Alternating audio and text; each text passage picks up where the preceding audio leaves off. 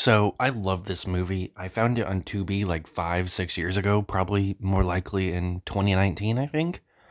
Um, so 6 years ago, almost seven now. And I finally got it on DVD. Except this version is the extended cut.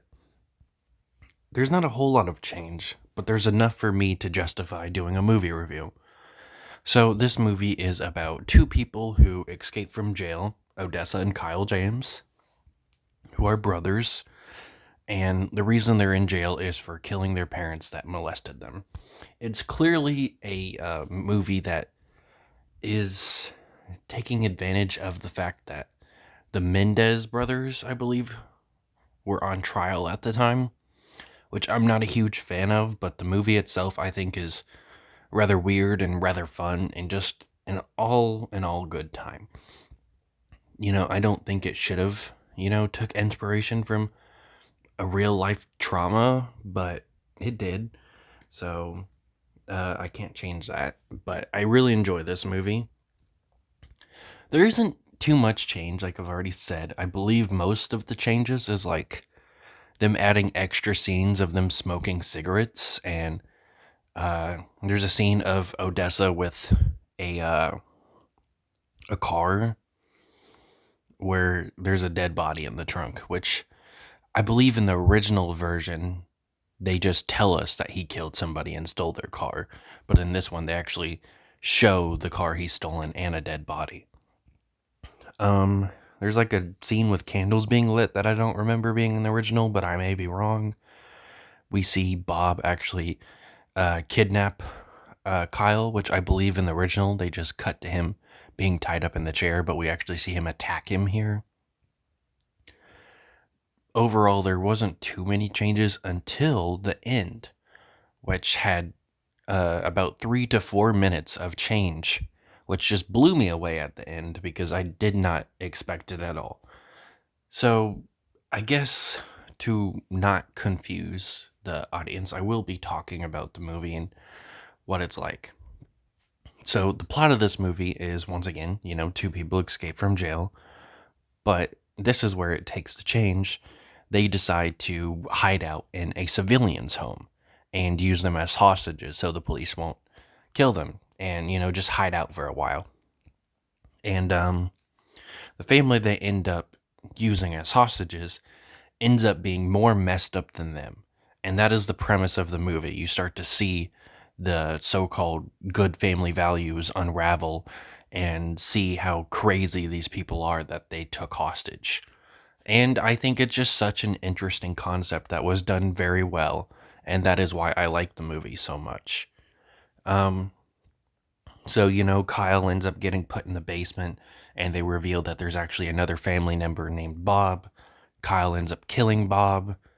There's a final standoff because the police were called and SWAT comes and all that stuff. They kill practically all of the cops and SWAT, and Kyle ends up getting killed by one of the family members. And then Odessa himself, he has a standoff with the dad and he kills him. In the original version, he goes outside. He's unfortunately out of ammo, and the rest of the cops that are alive kill him. In this version, not only does it change that, we get a little bit more. He kills the kid. Now, on rewatch, they actually talk about how Odessa and Kyle have killed kids before. I don't know if this was like added in this version or if it was in the original and I just forgot. They don't show it, obviously, but they say that Odessa and Kyle have killed kids before. And now in this version, they killed the kid in the family. In the original, they don't. She just kind of disappears from the movie. You expect her to probably just be like hiding out somewhere. And, she's like the only family member that doesn't die. She's the only character in the movie that doesn't die. Um, but in this version, she gets one final scene. She's still got her Odessa skull face paint on. And she says, "Hey, Odessa, fuck you." And she starts shooting him. And Odessa kills a child. It's obviously not shown, but he kills a child. And I was so shocked and it was so cool. I can't believe they took that out of the original version. Because it's not like they showed it. The rest of it plays almost the same.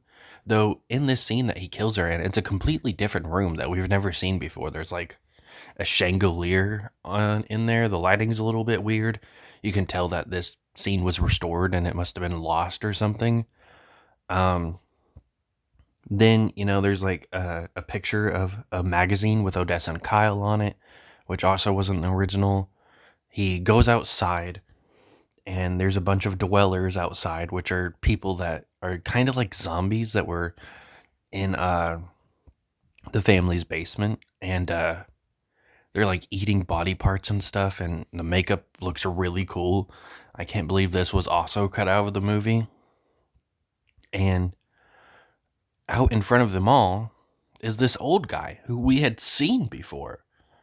He had one scene in the original, but apparently he comes back for the ending in the original ending of this film, which is crazy. In the original, he plays a concerned neighbor. His wife, Beth, I believe was her name, was killed by Odessa, and he's looking for her. He doesn't know where she is, and he's the one that calls the cops, which leads to the events of the end of the film with the cops shooting up Odessa. In this film, he actually shows up at the end and says, "Welcome to the neighborhood, Odessa." And the movie ends with the dwellers creeping up on Odessa. And, it ends practically the same way. He just obviously doesn't get shot up here by the cops.